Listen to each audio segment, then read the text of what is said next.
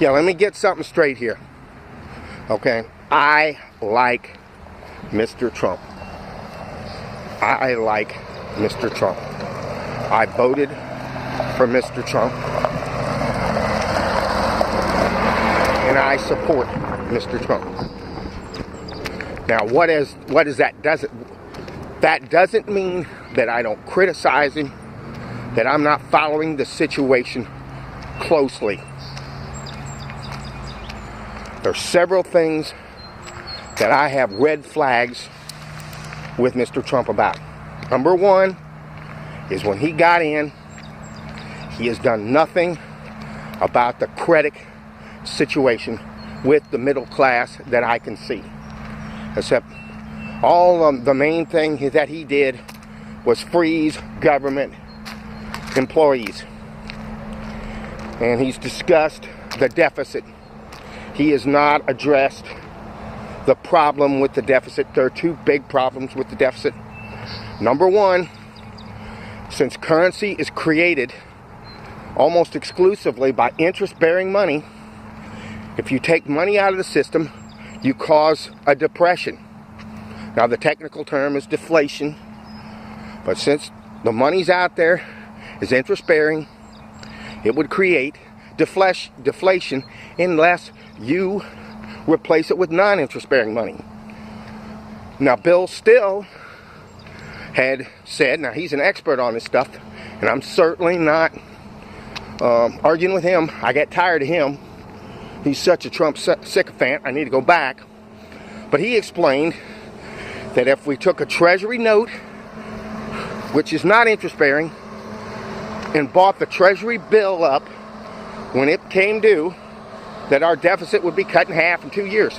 So we're replacing interest money with non-interest-bearing money. That would fix the problem. So that's the first thing that he didn't do. He also didn't create banks, if you will, or a program to get money to entrepreneurs. And I realize he just started. His big issue was 300 Islamists are coming to the country fighting ISIS, and that which I am not concerned about, because I have issues with the U.S. security state. I think it's a bunch of BS, and I don't think it's a real problem. I'm concerned about my economic issues. I'm not concerned with all that BS, because I don't believe in any of it.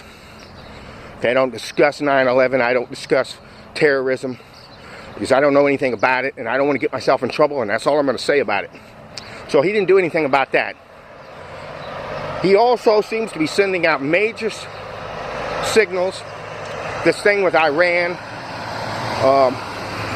Iran is not the #1 state sponsor of terrorism. If it's a foreign country, that would be Saudi Arabia.